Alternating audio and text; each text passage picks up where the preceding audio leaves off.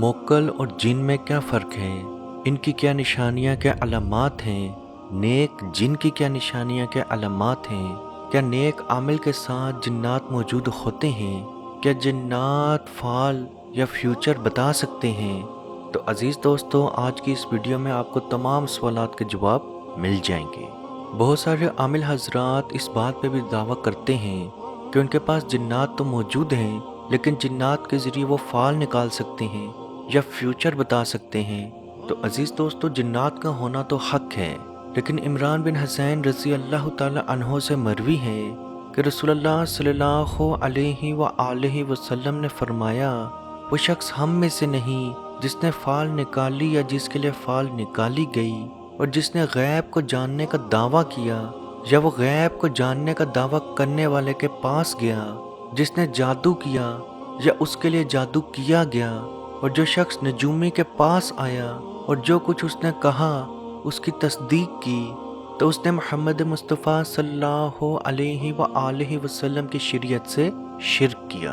अजीज़ दोस्तों, अब हम बात करते हैं क्या मोक्कल और जिन्नात में क्या फ़र्क होता है।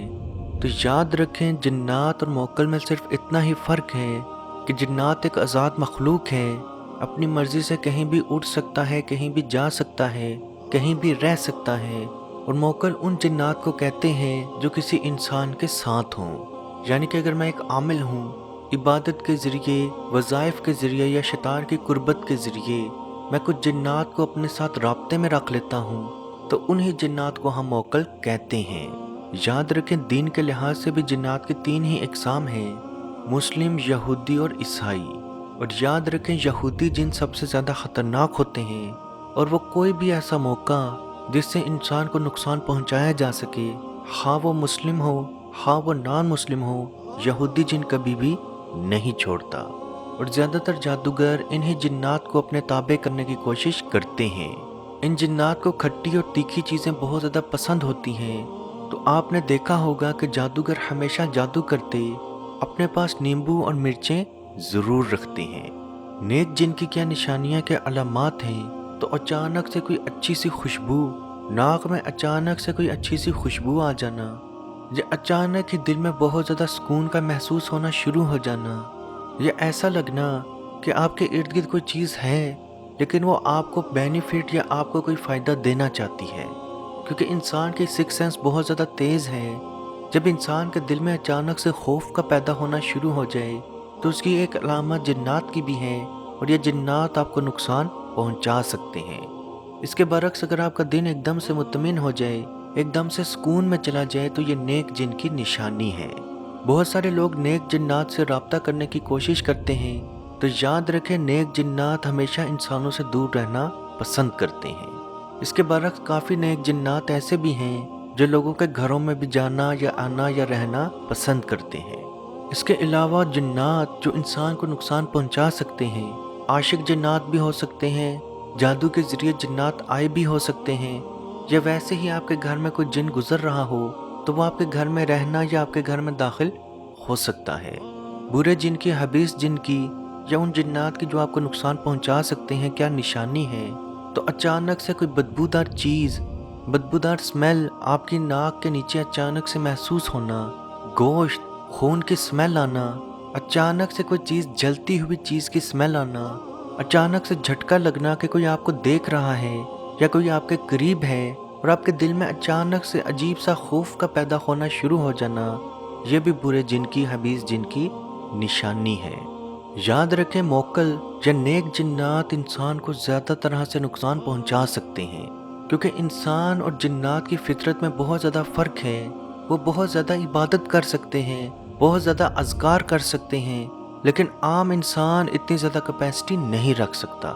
बहुत सारे लोग हमने देखे हैं जो नेक जिन्नात को अपने ताबे करने की, अपने साथ बात करने की कोशिश करते हैं, तो जिन्नात जब उनके साथ राब्ते में आते हैं तो उनको ख्वाब में हुक्म देते हैं कि 1000 दफ़ा दुरूद शरीफ पढ़ो, लाख दफ़ा दुरूद शरीफ पढ़ो, 1000 दफ़ा ये आयत, ये सूरा पढ़ो, और अजीज़ दोस्तों, साथ टाइम भी मुख्तस कर देते हैं। यानी कि आपने कल ज़ोहर से पहले पहले 1 लाख दफ़ा दुरूद शरीफ पढ़ना है, तो एक आम इंसान की कैपेसिटी से ये बहुत ज़्यादा अफजल है। जब वो इंसान ये काम नहीं कर सकता तो वो नेक जिन आपको अजियत देना भी शुरू कर सकते हैं। تو اسی لیے نیک جنات سے دور رہیں، اپنی عبادت تک کی مخو رہیں، دوسروں کی عبادت میں دوسروں کی زندگی میں انٹرفیئر مت کریں۔ جہاں تک میرے بہن بھائی جن پہ نیک جنات یا اسیبی جنات یا حبیث جنات کے اثرات موجود ہیں، وہ اس چیز سے چھٹکارا چاہتے ہیں، اس چیز سے ختم ہونا چاہتے ہیں، تو اللہ پاک کے رسول صلی اللہ علیہ وآلہ وسلم نے فرمایا، جادوگر، جنات، حبیث شیاطین سورہ بقرہ کے اوپر اپنا اثر، اپنا وار نہیں رکھتے۔ یہ ایسی سورہ ہے جس کے اوپر جادوگر جو مرضی کر لے اپنا اثر نہیں رکھ سکتا۔ تو عزیز دوستو، سورہ بقرہ کی تلاوت کرنا، سورہ بقرہ کی ریکارڈنگ سننا شروع کر دیں۔ آپ صلی اللہ علیہ وآلہ وسلم کا فرمان ہے، جو شخص 3 راتوں تک سورہ بقرہ کی تلاوت کرے، اس کے گھر سے شیاطین جنات ایسے بھاگ جاتے ہیں کہ گویا کبھی وہاں تھے ہی نہیں۔ اب بہت سارے جنات کے مریض ایسے بھی ہوں گے جو بولیں گے کہ ہم یہ عمل کر رہے ہیں لیکن پھر بھی سکون نہیں آ رہا، تکلیف میں کمی نہیں ہو رہی۔ تو عزیز دوستو، یہ عمل آپ جاری رکھیں، انشاءاللہ بحکم خدا آپ کا عمل، آپ کا اثر کامیاب ضرور ہوگا۔ یاد رکھیں، جنات بعض دفعہ آپ کے جسم میں بہت زیادہ خامیاں، بہت زیادہ بیماریاں پیدا کر دیتے ہیں جن کو ختم ہونے میں ٹائم لگتا ہے۔ بعض لوگوں کو یہ ٹائم 1 دن کا ہوتا ہے، بعض لوگوں میں یہ ٹائم 6 ماہ تک کا ہو سکتا ہے۔ مایوسی کفر ہے، مایوس تو وہ ہو جس کا رب نہ ہو۔ آپ یہ عمل کر کے دیکھیں، میرے آقا، میرے نبی کا فرمان ہے، انشاءاللہ آپ کو فائدہ ضرور ہوگا۔ اور سونے سے پہلے عزیز دوستو، سورہ بقرہ کی آخری 3 آیات، آخری رکوع ضرور تلاوت کریں۔ تلاوت نہیں کر سکتے تو ریکارڈنگ سنیں، جو ویڈیو کے آخر میں بھی آپ کو مل جائے گی۔ آپ صلی اللہ علیہ وآلہ وسلم کا فرمان ہے، جو شخص سورہ بقرہ کی آخری آیات کی تلاوت کر لے، اس کو تمام پریشانیوں سے، تمام مصیبتوں سے، تمام آفات سے بچانے کے لیے یہ کافی ہیں۔ عزیز دوستو، اس ویڈیو کو جہاں تک ہو سکے ضرور شیئر کریں، کیونکہ آپ کی وجہ سے کسی کے علم میں اضافہ ہوگا، کسی کی ٹینشن، کسی کی بیماری، کسی کی مصیبت ختم ہوگی، تو اس کا ثواب بھی آپ کو ضرور ملے گا۔ اللہ پاک سے دعا ہے کہ ہم سب کو اپنے حفظ و ایمان میں رکھے۔ ترکی، شام، لیبیا کے مسلمانوں پہ جو زلزلے کی مصیبت آ چکی ہے، جو تباہ کاریاں آ چکی ہیں، اللہ پاک ان کی غیب سے مدد فرمائے۔ جو وفات پا چکے ہیں، اللہ پاک بغیر حساب کتاب کے ان کو بخشش عطا فرمائے۔ جو اپنے کاروبار، اپنے مال سے ہاتھ دھو بیٹھے ہیں، اللہ پاک ان کی غیب سے مدد فرمائے۔ جو زخمی ہیں، شدید زخمی ہیں، بیمار ہیں، پریشان ہیں، اللہ پاک ان کی پریشانیوں کو دور فرمائے، ان کو شفا نصیب فرمائے، اور کشمیر کے بھائیوں پہ خصوصی رحم عطا فرمائے اور ان کو آزادی کی نعمت عطا فرمائے۔ آمین۔ اللہ حافظ۔ اعوذ باللہ من الشیطان الرجیم، بسم اللہ الرحمن الرحیم،